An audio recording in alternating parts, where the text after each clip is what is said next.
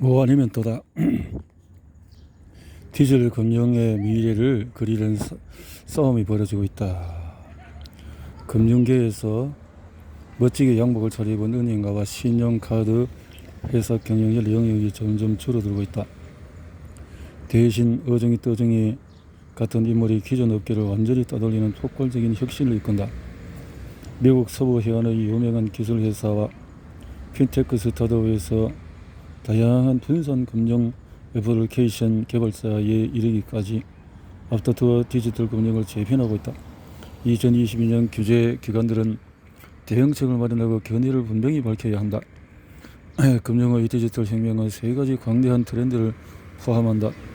첫째, 단일 플랫폼에서 더욱 다양한 금융 상품을 제공하려 노력 중이다. 페이스북의 새로운 디지털 지갑이 시장에 진출할 수 있다.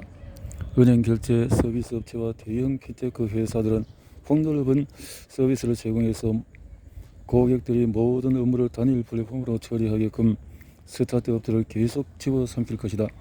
둘째, 금융을 탈중앙화하려는 움직임이 싹트고 있다.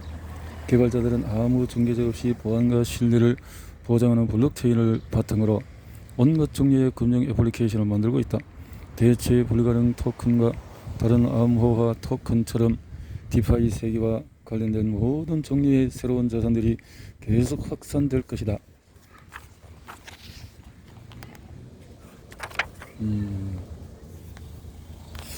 셋째, 일반적으로 보수주의 보루라고 알려진 중앙은행들도 새로운 분야를 개척하고 있다. 더 많은 경제활동이 온라인으로 이동하고 물리적인 현금의 선호도가 떨어져서 많은 은행이 자체 디지털 통화 도입을 준비하고 있다.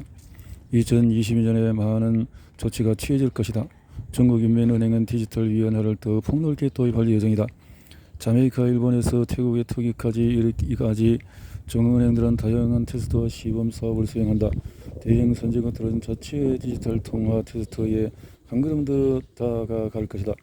핵심 민간 부분에서도 계속 일어날 예정이다. 새로운 아이디어의 투자가 넉넉히 이루어졌다. 2021년 상반기 벤처 투자자들은 핀테크 스타트업에 거의 6,600억 달러를 투자했다. 100개 이상의 디파이 애플리케이션이 진행 중이다. 이렇듯이 걷잡을 수 없이 흥미진진한 변화는 무리한 사업 방식과 무력한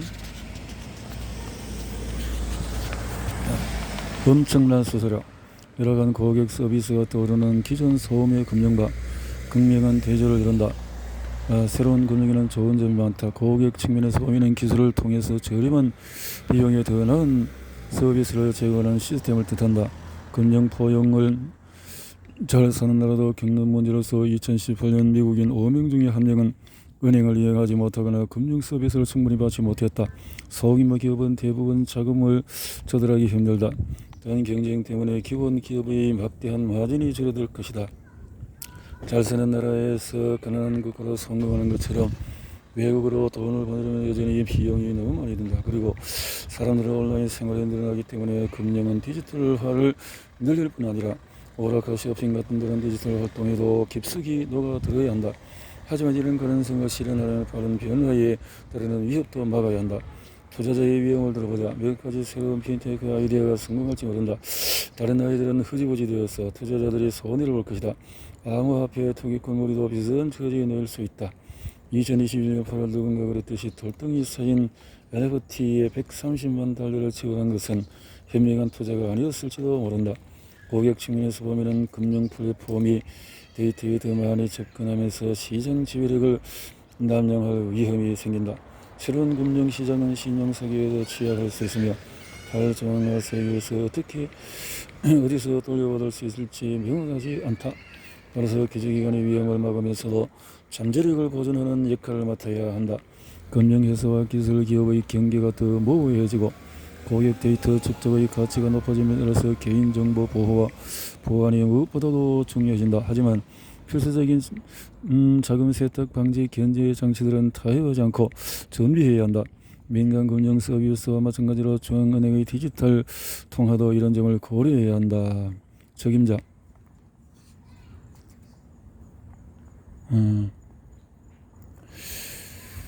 디파이를 규제기관의 영역으로 어떻게 끌어들일지 여전히 까다로운 문제로 남는다.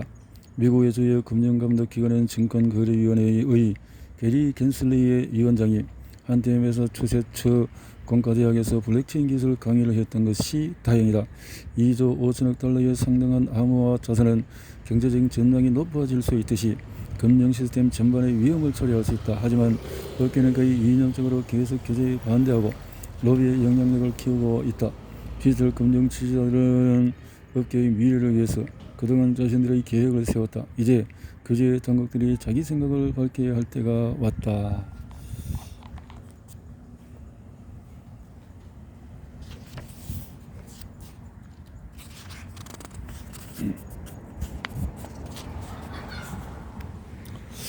모든 것이 취소된다면 취소 문화에 대한 절반의 축배 어려움이라나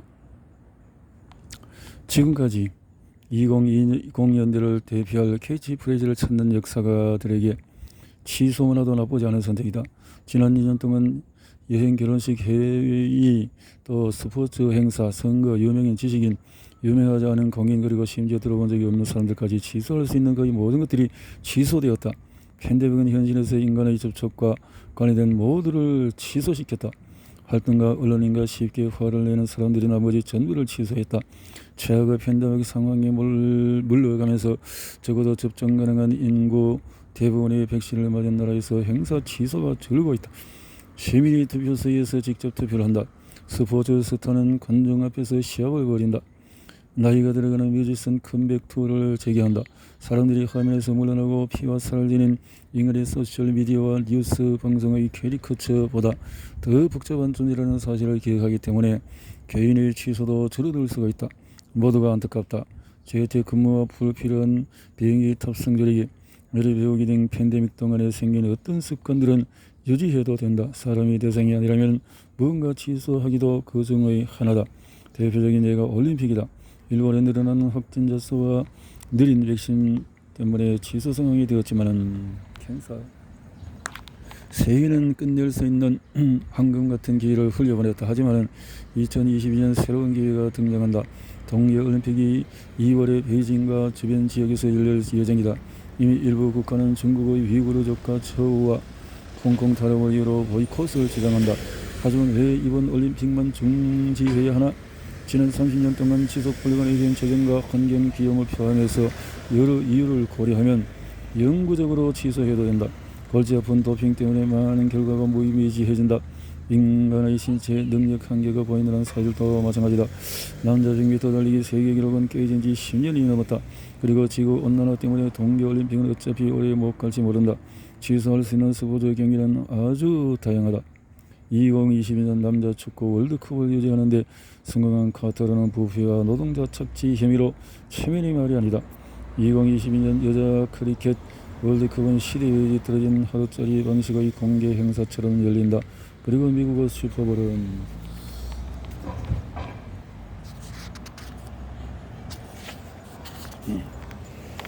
실제 경기 1분당 약 10분씩 다른 장면이 방송되며 없어지라도 아무도 아쉬워하지 않을 것이다. 하지만 취소 문화를 지지하는 팬들이 꼭 대형 스포츠 이벤트에만 출연할 필요는 없다.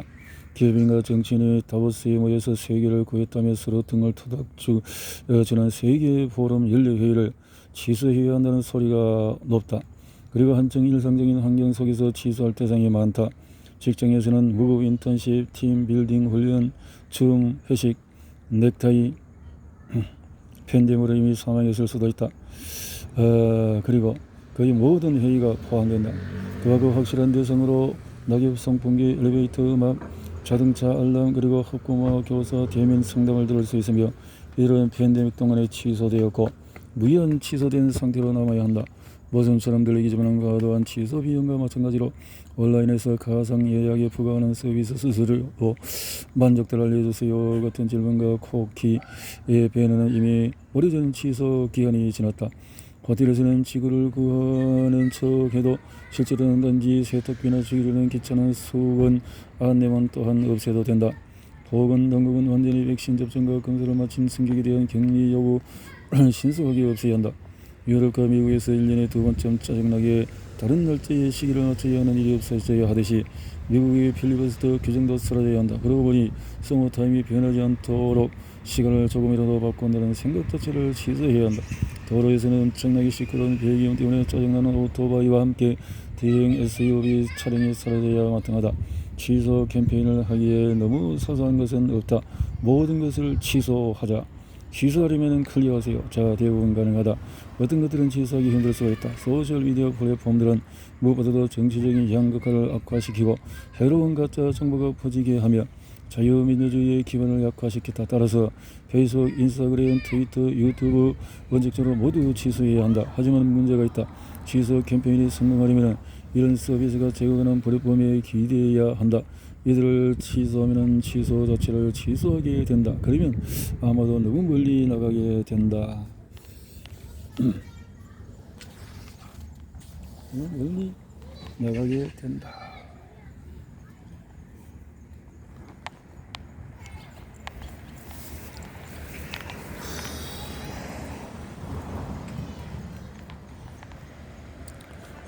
잠옷 대장정. 사람들은 대부분 재택근무를 선호한다. 상사들은 별로 달가워하지 않는다. 20년 락다운 사무실 생활에 전례 없는 충격을 주었다. 하루분 사이에 전 세계 기업은 소수의 회사만이 자유의지로 감히 시도해봤을 재택근무라는 거대한 실험을 하게끔 몰렸다. 2020년 처음 봄 최고조에 들었을 때 미국에서는 사람들이 총 근무 시간의 약 60%를 거실 주방 그리고 운이 좋은 일부의 경우에 홈오피스에서 보냈다.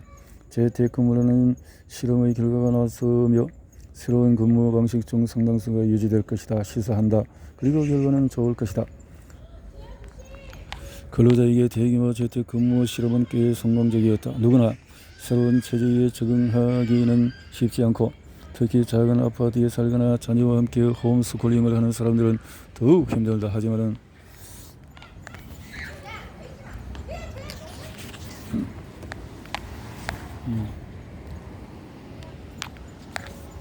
평균적으로 더 높은 만족도와 행복함을 보인다. 설문조사 응답자는 거의 50%의 시간을 재택근무로 사용하기로 희망했고 이는 팬데믹 이전의 5%의 증가한 수치며 나머지 사무실 근무를 선호한다. 하지만 사람들의 실제 행동을 보면 사실은 잠옷 차림으로 시간을 더 많이 보내고 싶어한다. 심지어 코로나19의 위험이 낮은 곳에서도 사무실 3분의 1이 차지 않는 이유를 어떻게 달리 설명할까? 전폭적인 원격 근무를 지지하는 관리라는 소수인 것 같다. 호세마리아 바레로, 닉 볼륨과 같은 스티븐 데이비스 등 3명의 경제학자가 실시한 설문조사에 따르면 기업은 19 이후의 세상에서 재택근무가 총 근무 시간의 약 25%를 차지할 것으로 예상하지만 이는 근로자들이 희망하는 절반 정도의 수준이다. 이렇게 사무실을 고집스럽게 좋아하는 이유는 부분적으로 사무실 밖에서 시간을 너무 많이 보내면 생산성과 회사 문화에 좋지 않다는 인식 때문이다. 완전히 재택근무만 할 경우에 사람들의 효율성이 분명히 떨어진다는 증거도 있다. 하지만 하이브리드 방식의 이점에 대해서는 이견이 많지가 않다. 연구에 따르면 재택근무와 사무실 근무를 병행하는 방식이 실제 생산성을 최고로 높일 수가 있다. 하이브리드 방식은 집중 작업, 많은 집중이 필요해서 집에서 가장 잘할 수 있는 일과 협력 작업을 더욱 효과적으로 구분하게 해준다. 오후 시간을 따로 회사 만나서 한잔하거나 워크숍을 하는 것도 회사 문화 유지에 좋다. 기업은 단순히 효율성 외에도 하이브리드 방식을 제공할 또 다른 이유가 있다. 어떤 사람들은 인재를 유지하는 싸움에서 중요하다고 생각한다. 지금까지 사무실 근무의 이점을 강조해온 가장 권위 있는 투자 은행들조차 유연해지지 않으면 곧 직원들이 회사를 떠날 것이다. 하이브리드 방식으로의 전환은 커다란 영향을 미칠 것이다. 먼저 관리자들이 다른 기술을 갖춰야 한다. 기업은 카리스마 넘치는 리더를 뽑아서 승진시키기보다 디지털 도구를 사용해서 분산된 팀에게 정확히 언제 무엇을 바라는지 능숙하게 지시할 수 있는 관리자에게 역점을 둘 것이다. 다음으로 기업과 업무 자체가 더욱 디지털화 된다. 하이브리드 방식으로의 이동의 효과를 본다는 신호는 이미 나타나고 있다. 직원이 회사를 평가할 수 있는 웹사이트 글래스도어의 데이터를 보면 팬데믹 기간 동안에 자기 회사 문화에 대한 사람들의 평가가 더 우호적으로 바뀌었다. 여론조사 기관 갤럽의 설문조사를 보면 미국에서 사람들이 업무에 얼마나 헌신하는지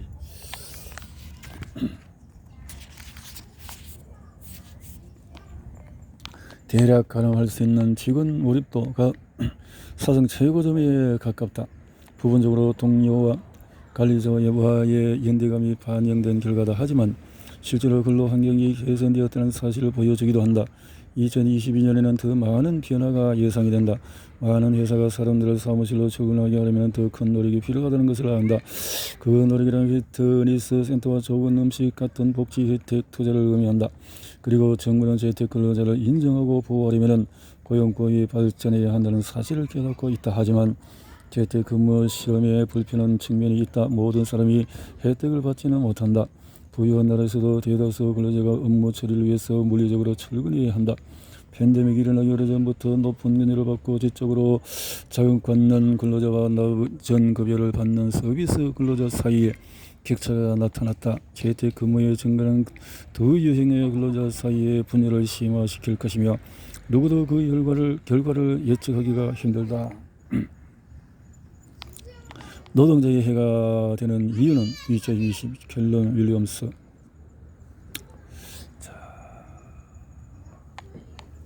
전 세계 노동자는 2020년과 21년 락다운 동안의 어려움을 겪었다.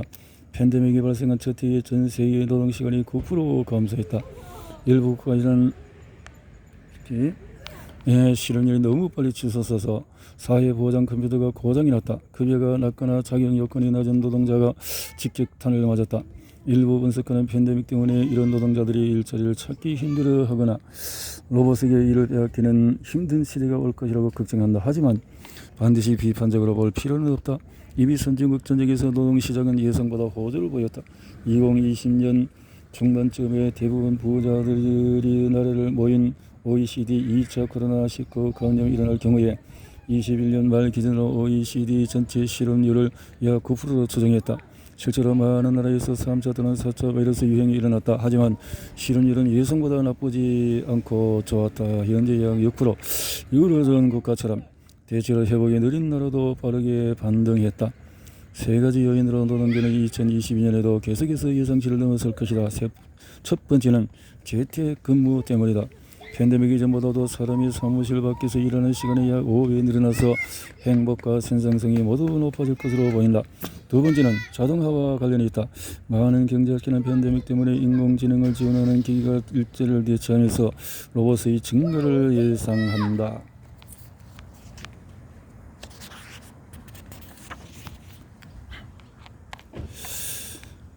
자동화를 조작한 것이 분명히 그러니까 지금까지 이코노미스트의 분석에 따르면 자동화가 벌어지고 있다는 증거는 거의 없다. 기가에 의해 취약하다고 생각되는 직업이 다른 직업과 마찬가지로 빠르게 늘어나고 있다.